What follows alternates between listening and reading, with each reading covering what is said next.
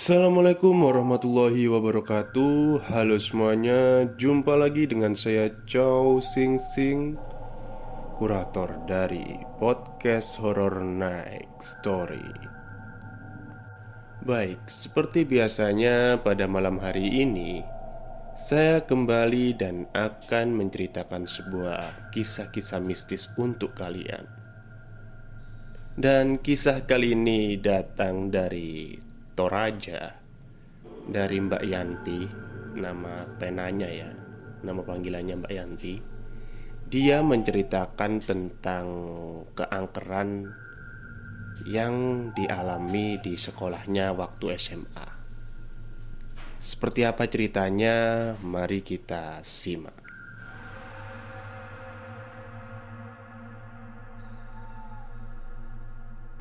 Selamat malam. Perkenalkan, nama saya Aprianti Datu Lakbi, disapa Yanti. Saya berasal dari Toraja Utara, kota Rantepau. Saya akan menceritakan pengalaman horor saya sewaktu saya masih kelas 2 SMA. 5 tahun yang lalu, saya duduk di kelas 2 tingkat SMA di salah satu SMA negeri yang ada di Toraja Utara. Pertama saya masuk di sekolah ini, memang sudah banyak cerita-cerita seram yang saya dengar, baik dari teman-teman ataupun kakak kelas saya.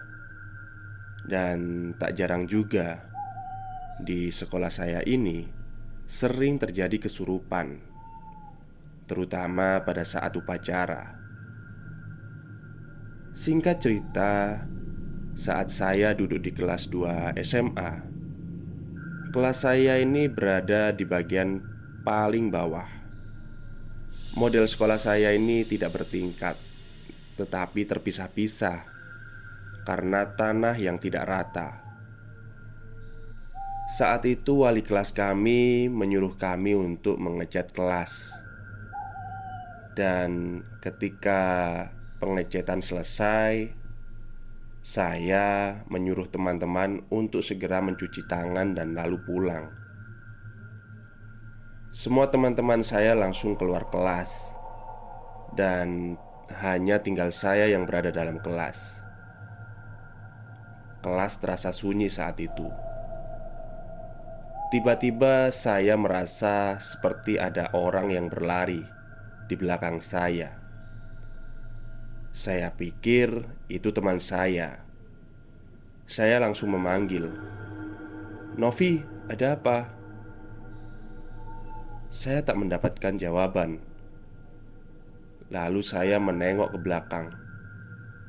Oh, kok nggak ada orang sama sekali? Saya tidak takut waktu itu, malah mengabaikannya. Setelah itu saya maju ke papan tulis untuk menghapus tulisan. Tiba-tiba bangku paling belakang berbunyi seperti ada yang menarik pelan bangku itu. Saya masih cuek dan tak merasa takut sedikit pun. Lama-kelamaan akhirnya tarikan kursi itu semakin kencang, dan saya sadar bahwa ada sesuatu yang tidak beres di dalam kelas saya. Saya langsung mengambil tas saya dan berlari keluar kelas. Saat itu saya tidak langsung naik ke lapangan untuk keluar dari lokasi sekolah, tetapi saya turun ke toilet untuk cuci tangan terlebih dahulu. Toilet sangat sepi dan tidak ada satu orang pun di bawah. Saya memberanikan diri masuk ke toilet mencuci tangan, tapi saya merasa seperti ada yang memperhatikan. Perasaan saya semakin tidak tenang, dan akhirnya saya melemparkan gayung dari dalam kamar mandi dan langsung berlari sekencang-kencangnya naik ke lapangan menemui teman-teman saya. Saat saya bertemu teman-teman saya, "Yanti, kok kamu pucat sekali? Ada apa? Kamu sakit?" kata Despin temanku. "Ah, enggak kok," saya menjawab dengan sangat lemas. Akhirnya kami pulang dan tak ada teman saya yang tahu cerita ini. Karena saya tidak ingin teman saya merasa takut di kelas. Pengalaman saya ini tidak berakhir di kelas 2, tetapi pada saat saya naik kelas 3, hal serupa terjadi. Saat itu saya masih terpilih menjadi ketua kelas. Saya yang selalu datang pertama di sekolah. Tetapi saya tidak merasa takut lagi karena kelas saya berada di paling bawah, berdekatan dengan ruang guru. Saat itu, tepat pada hari Jumat, saya datang paling awal ke sekolah, menyiapkan dan merapikan segala sesuatunya. Sebelum proses belajar mengajar dimulai, keadaan di sekolah pada saat itu sangat-sangat sepi, berkabut, karena sekolah saya berada di ketinggian. Jadi sekolahnya Mbak Yanti ini berada di ketinggian dan kalau pagi itu masih berkabut. Ya seperti film-film kuil Shaolin gitu ya. Oke, kita lanjut cerita. Waktu itu jam menunjukkan pukul 6 pagi. Tetapi semua kelas sudah terbuka. Saat saya tiba di depan kelas, saya agak ragu dan cemas untuk masuk ke ruang kelas. Sepertinya kaki ini enggan untuk melangkah. Akhirnya saya memaksakan diri untuk masuk ke ruang kelas. Saya menaruh tas saya di bangku paling depan, ya bangku saya sendiri, dan segera merapikan kembali meja guru dan membersihkan papan tulis. Setelah saya selesai membersihkan papan tulis, saya duduk-duduk sejenak di kursi guru, menghadap ke bangku-bangku siswa. Saya bernyanyi-nyanyi agar tidak bosan menunggu teman-teman. Tetapi tak satu pun teman yang datang. Tak lama kemudian, betapa kagetnya saya melihat secara jelas kursi belakang bergeser dengan sendirinya. Saya merasa sangat takut waktu itu dan segera keluar kelas. Akhirnya saya hanya bisa berdoa dan duduk di teras kelas dengan kaki yang sangat lemas. Beberapa saat kemudian saya merasa sedikit lega karena teman di kelas sebelah ternyata sudah ada yang datang. Saya kembali bernyanyi-nyanyi di teras dengan badan yang masih sedikit gemetar. Tiba-tiba saya merasa seperti ada orang yang berjalan di belakang saya. Saya menengok ke belakang. Tak ada satupun orang yang ada di sekitar situ. Saya langsung berlari ke teman kelas sebelah saya. Tetapi ketika saya sampai di sana, ternyata tak ada satu orang pun yang berada di kelas itu. Saya lihat di atas meja kelas itu tidak ada tas.